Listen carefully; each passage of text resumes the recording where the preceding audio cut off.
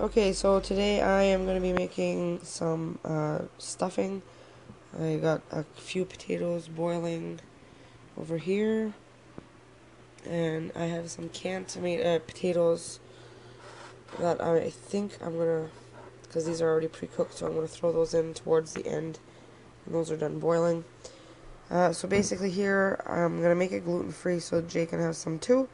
These are ends off of his bread, and I just it's gluten-free bread.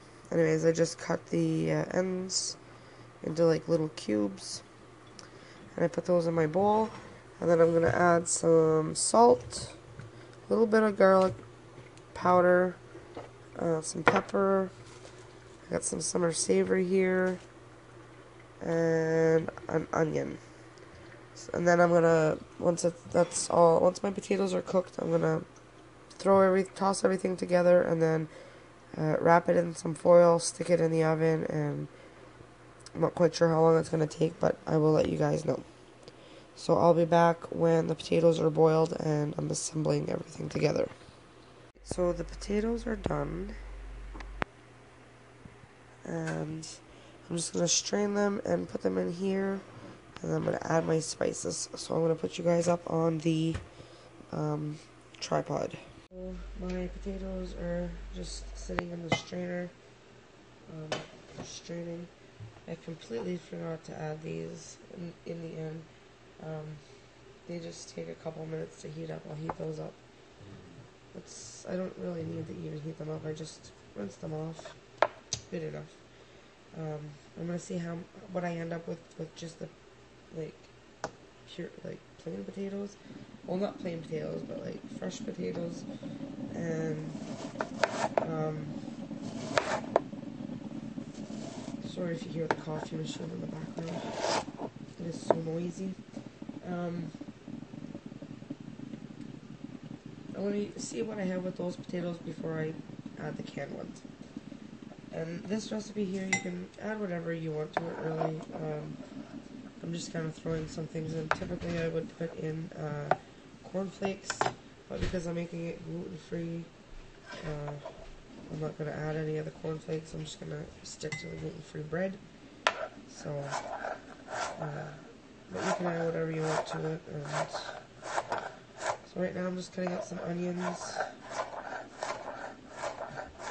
Small enough. Doesn't really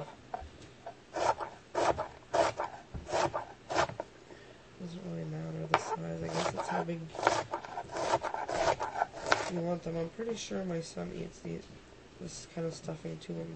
I'm 100% sure. Last night we cooked a pork roast for supper, and he ended up, I had to run to town and I only got back late, so he ended up having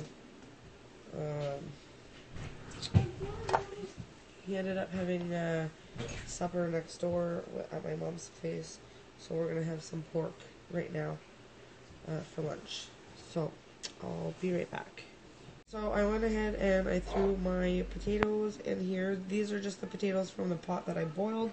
I still have the can of potatoes here. And I added my onion. I cut the whole onion up.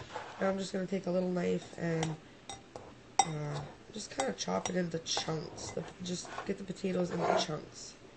I know it's kind of hard to see what I'm doing, but just get everything all mixed together. I'm not going to bore you guys, but I'm going to go and just finish cutting this up, getting everything mixed together, and I'll bring you guys back when I'm adding my spices. Okay, so I'm done chopping up the potatoes. I love stuffing, so I know that there's not going to be enough. I'm going to go ahead and chop these up and use them up, and I might put a couple aside just so my son can have some with his lunch, and the rest are going to go, and I'm going to make a great big thing of stuffing.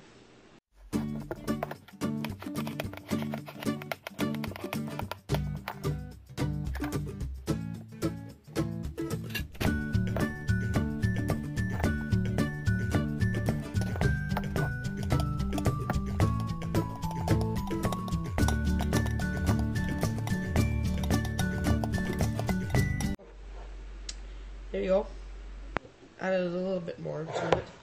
So now I'm just going to add some salt. You can add whatever salt you guys have on hand. I'm not going to add too much because they shouldn't have any salt. I'm going to add a little bit of garlic powder. Again, not too much. Everything's to your own taste. Add whatever you guys want. This is just a video on how I make my stuffing. Even my mom, this is kind of like my mom's recipe. She's the one that basically I've just watched her throughout my life, and it's not complicated. She doesn't add like quite as much. You know, I don't think she adds garlic powder and that type of thing because it bothers her stomach. So you can really add whatever spices you want. I'm going to add some pepper. My pepper is getting low.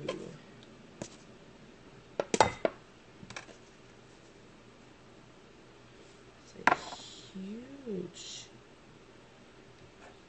Let's see that. I'm gonna need a grinder for that, I think. I wonder if it's not coming out. Alright.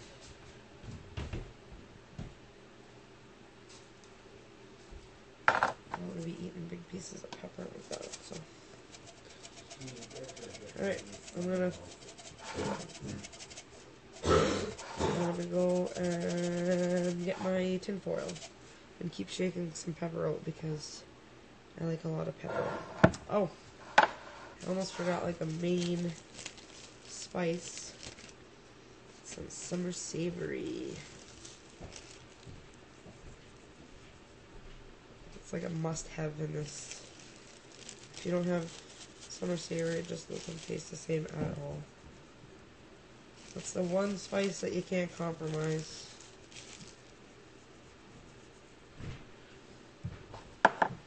Alright, I'll be back. Now I just grabbed a big piece of tin foil and I'm gonna add where did my spoon go? I had a spoon. Oh, duh.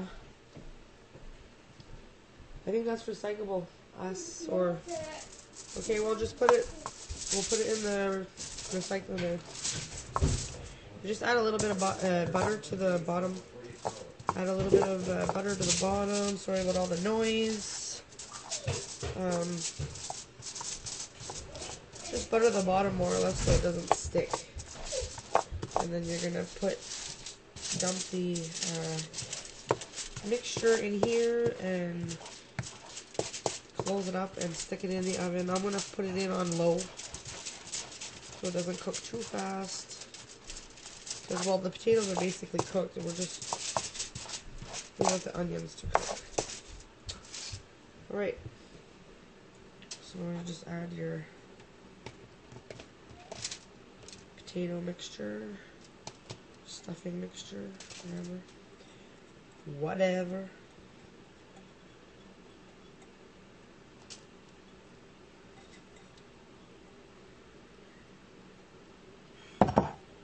And